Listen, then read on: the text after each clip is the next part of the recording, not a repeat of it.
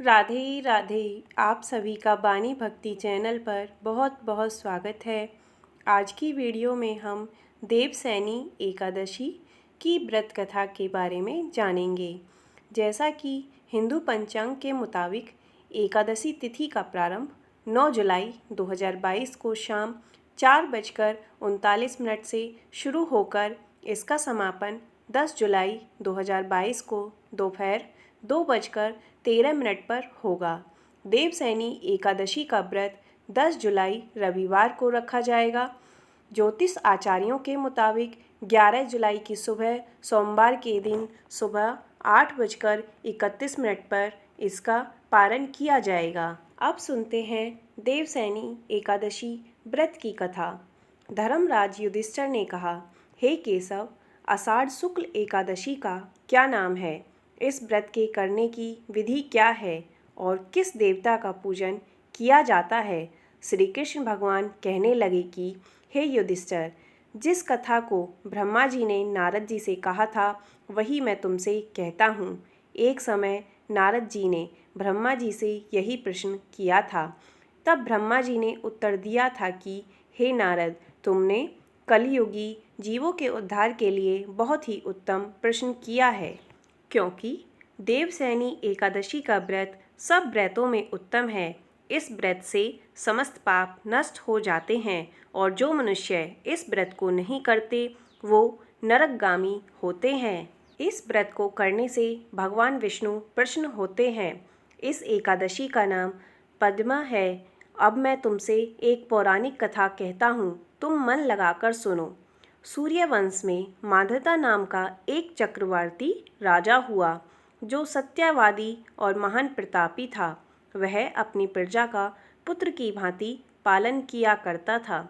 उसकी सारी प्रजा धन धान्य से भरपूर और सुखी थी। उसके राज्य में कभी भी अकाल नहीं पड़ता था। एक समय उस राजा के राज्य में 3 वर्ष तक वर्षा नहीं हुई और अकाल पड़ गया।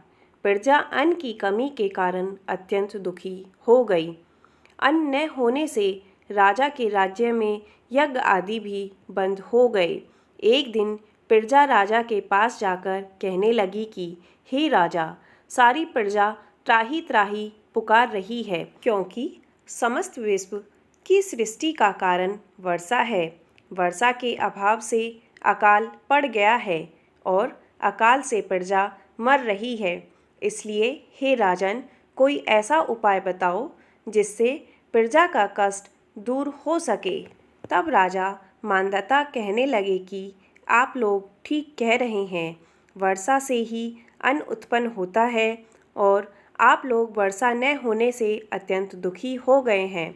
मैं आप लोगों के दुखों को समझता हूँ। ऐसा कहकर राजा कुछ सेना साथ लेकर वन की तरफ चल दिए। वह अनेक ऋषियों के आश्रम में भ्रमण करते हुए अंत में ब्रह्मा जी के पुत्र अंगिरा ऋषि के आश्रम में पहुंच गए। वहां राजा ने घोड़े से उतरकर अंगिरा ऋषि को प्रणाम किया। तब मुनि ने राजा को आशीर्वाद देकर वहां आने का कारण पूछा। राजा ने हाथ जोड़कर विनीत भाव से कहा कि हे भगवान, सब प्रकार से धर्म पालन करने पर भी मेरे राज्य में अकाल पड़ गया है। इससे प्रजा अत्यंत दुखी है। राजा के पापों के प्रभाव से ही प्रजा को कष्ट होता है। ऐसा शास्त्रों में कहा गया है।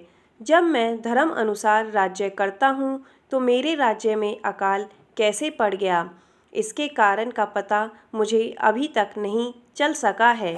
इसलिए अब मैं आपके पास इसी संदेह को दूर करने के लिए आया हूँ। कृपा करके मेरे इस संदेह को दूर कीजिए। साथ ही प्रजा के कष्ट को दूर करने का कोई उपाय बतलाइए। इतनी बात सुनकर ऋषि कहने लगे कि हे राजन, यह सतयुग का समय सब युगों में सबसे उत्तम है। इसमें धर्म को चारों चरण में सम्मिलित किया गया है, अर्थात इस युग में धर्म की सबसे अधिक उन्नति है। लोग ब्रह्मा की उपासना करते हैं और केवल ब्राह्मणों को ही वेद पढ़ने का अधिकार है। ब्राह्मण ही तपस्या करने का अधिकार रख सकते हैं। परंतु आपके राज्य में एक क्षुद्र तपस्या कर रहा है। इसी दोष के कारण आपके राज्य में वर्षा नहीं हो रही है। इसलिए यदि आप प्रजा का भला चाहते हो तो उस क्षुद्र का वध कर दो। इस पर राजा कहने लगा कि महाराज, मैं उस निरपराध तपस्या करने वाले क्षुद्र को किस प्रकार मार सकता हूँ?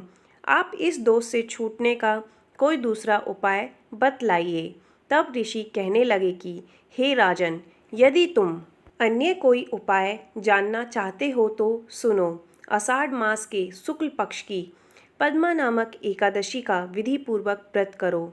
व्रत के प्रभाव से तुम्हारे राज्य में वर्षा होगी और प्रजा सुख को प्राप्त करेगी, क्योंकि इस एकादशी का व्रत सब सिद्धियों को देने वाला है और समस्त उपद्रवों का नाश करने वाला है। इस एकादशी का व्रत तुम प्रजा, सेवक तथा मंत्रियों सहित करो। मुनि के इस वचन को सुनकर राजा अपने नगर को वापस आया और विधि पूर्वक पद्मा एकादशी का व्रत किया। उस व्रत के प्रभाव से वर्षा हुई और प्रजा को सुख पहुंचा।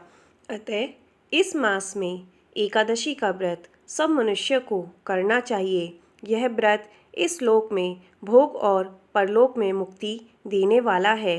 इस कथा को पढ़ने और सुनने से मनुष्य के समस्त पाप नष्ट हो जाते हैं और मनुष्य को मोक्ष की प्राप्ति होती है। आपको आज की वीडियो अच्छी लगी हो तो इसे लाइक करें, ज़्यादा से ज़्यादा शेयर करें और चैनल पर नए हैं तो चैनल को सब्सक्राइब करें। वीडियो देखने के लिए धन्यवाद। राधे राधे।